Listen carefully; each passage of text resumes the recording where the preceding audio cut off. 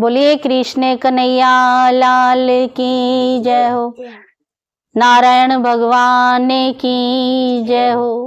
हमारी भारतीय संस्कृति में हर मास 11वीं तिथि को एकादशी का व्रत उपवास किया जाता है और प्रत्येक मास में 2 एकादशियां आती हैं, एक कृष्ण पक्ष में, एक शुक्ल पक्ष में। तो आज जिसका वर्णन करने जा रहे हैं वो है पौष मास के शुक्ल पक्ष की एकादशी। इस दिन हम भगवान विष्णु की पूजा करते हैं और ये व्रत संतान प्राप्ति के लिए भी और संतान की उन्नति के लिए भी किया जाता है। जो व्यक्ति इस व्रत को करते हैं इस व्रत से सभी की और भी अन्य मनोकामनाएं भी शीघ्र पूरी होती हैं।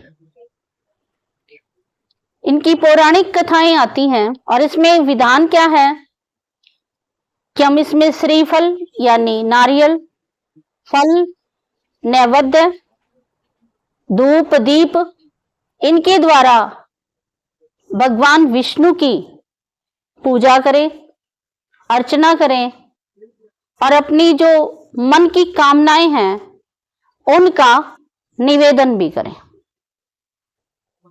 इन कथाओं में एक बार युधिष्ठिर जी ने भगवान कृष्ण से पूछा था कि आपने पौष मास के कृष्ण पक्ष की सफेद एकादशी का माहात्म्य बताया।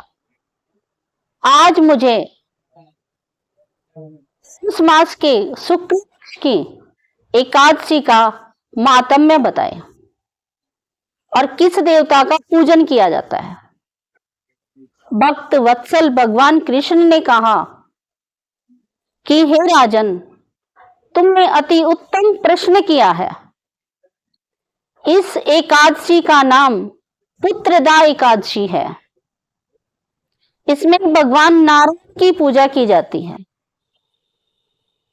इस चर और अचर संसार में पुत्रदा एकादशी के व्रत के समान दूसरा कोई व्रत नहीं है।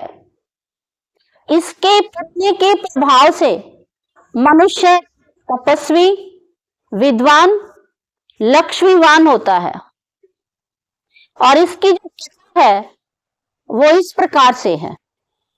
एक बार किसी समय भद्रावती नगरी में सुकेतुमान नाम का एक राजा राज्य करता था। बहुत ही धर्मात्मा राजा था। उनकी पत्नी का नाम शव्या था। वो भी धर्मात्मा और दानशील थी। संपूर्ण राज्य धन दान से संपन्न था और अच्छी तरह से अपने राज्य को चला रहे थे। परंतु कमी की थी कि उनके कोई संतान नहीं थी। उनके पितृ भी, लिखा हुआ है ऐसा, कि वो जल को रोकर ग्रहण करते थे। कहने का भाव ये है कि उनके भी ये था कि इससे आगे पिंडदान कौन देगा। राजा के मन में ये विचार आया कि मृत्यु के उपरांत मुझे पिंडदान कौन देगा, क्योंकि हम कहीं भी जन्म ले लेते हैं,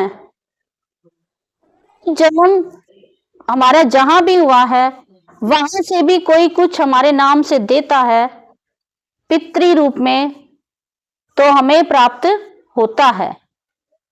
कई बार हम देखते हैं अकस्मात हमें कुछ प्राप्त हो जाता है, तो या हमने कुछ किया है या हमारे लिए किसी ने कुछ किया है, तो उसकी प्राप्ति होती है। बहुत अधिक दुखी हुआ, बहुत अधिक मन से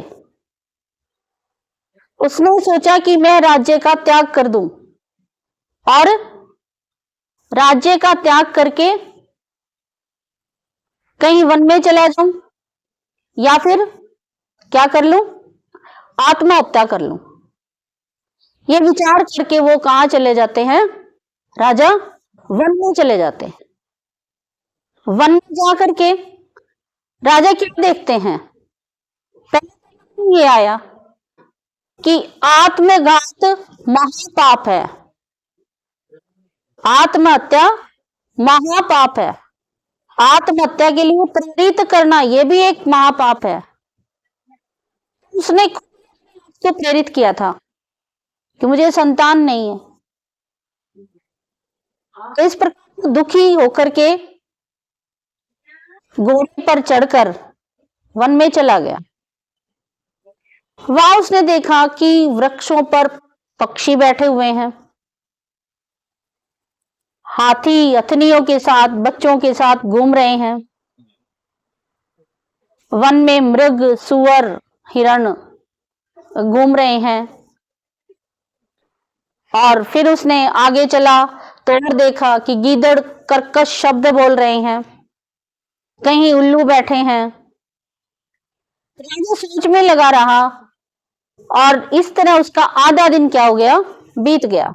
और फिर उसने विचार किया कि मैंने तो बहुत सारे यज्ञ किए थे, दान किया था, ब्राह्मण को जो भोजन कराया उससे तृप्ति हुई थी, प्रसन्न हुए थे वो, दुखी क्यों हूं मैं, बहुत अधिक दुखी हूं, क्यों हूं मैं। फिर उसे प्यास लगी, पानी की तलाश में इधर उधर घूमने लगा। तो वहां पर एक सरोवर दिखाई दिया और वहीं पर कुछ मुनि आए हुए थे। मुनि को देख करके उसका दाहिना अंग फड़कने लगा। तो ये शुभ शकुन होते हैं, दाहिना अंग फड़कना। उसने देखा कि कुछ मुनि हुए हैं, जल भी मिल गया है। उसने ये विचार किया कि मुनियों के मैं पहले तो दर्शन करूं। तो मुनियों के दर्शन के लिए आगे बढ़ा। मुनि दर्शन करके उन्होंने कहा कि हे महामुनियों, आप यहां, मैं तो जंगल में क्या सोच के आया हूं कि मैं तो अपने प्राणों का क्या करूंगा, त्याग करूंगा। आप यहां किस उद्देश्य से पधारे।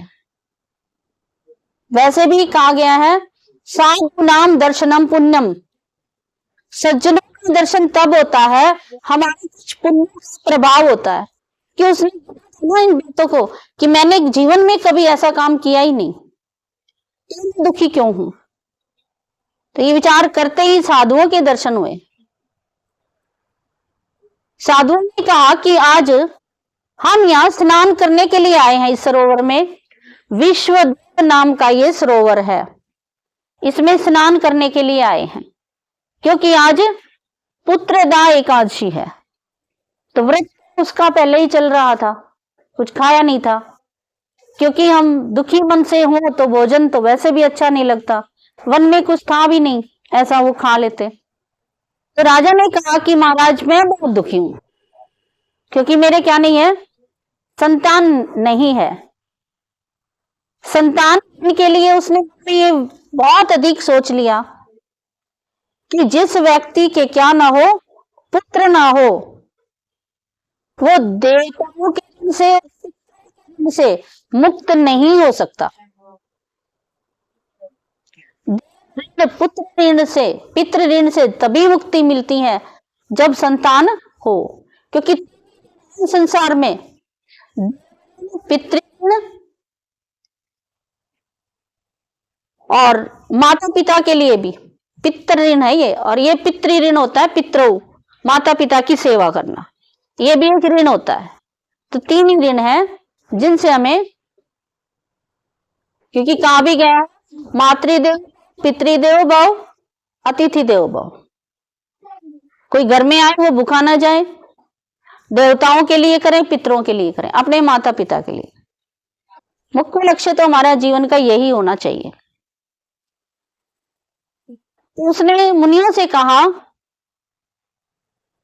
मैं पुत्र प्राप्ति का यत्न कर रहा हूं कि मुझे क्या मिले, पुत्र मिले, जिससे मेरा लोक और परलोक सुधरे। राजा के लिए तो यूं जरूरी हुआ ना, उस समय राजा की संतान गद्दी पर बैठती थी, तो राजा की संतान नहीं है, तो दोनों प्रकार की शांति मैं चाहता हूं, इस लोक में भी और परलोक में भी। तो मुझे क्या चाहिए, इस जन्म में पुत्र चाहिए, ताकि मैं इन ऋणों से मुक्त हो सकूं। उन्होंने कहा कि चिंता की कोई बात नहीं है, आप इस सरोवर में स्नान कीजिए। आज संतान देने वाली पुत्रदा एकादशी का व्रत है, और आप अपने घर जाइए और हमारा आपको आशीर्वाद है कि आपके अवश्य ही संतान होगी, और ये पुत्रदा एकादशी का व्रत कीजिए।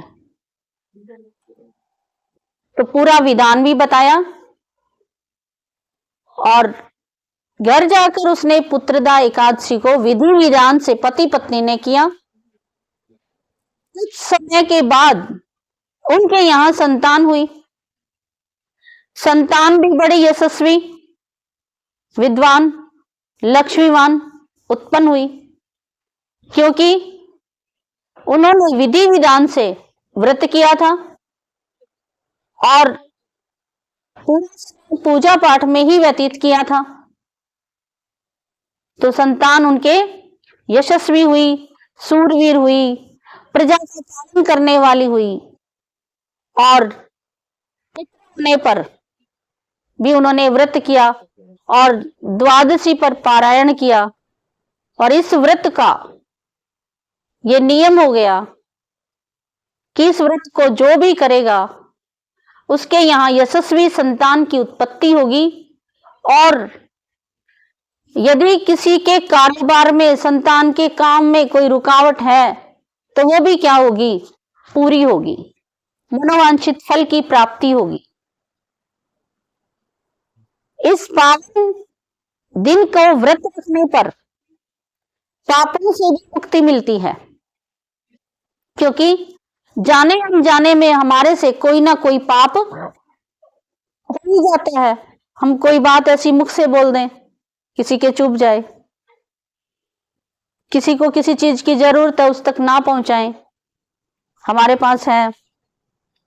और इस पाप को करने से मनोकामनाएं भी पूर्ण होती हैं, संतान की प्राप्ति तो होती ही है, और धार्मिक मान्यताओं के अनुसार मरने के बाद मोक्ष की प्राप्ति भी होती है। जो इस महात्म्य को, इस कथा को सुनता है, पढ़ता है, सुनाता है, इस संसार में सुख भोग कर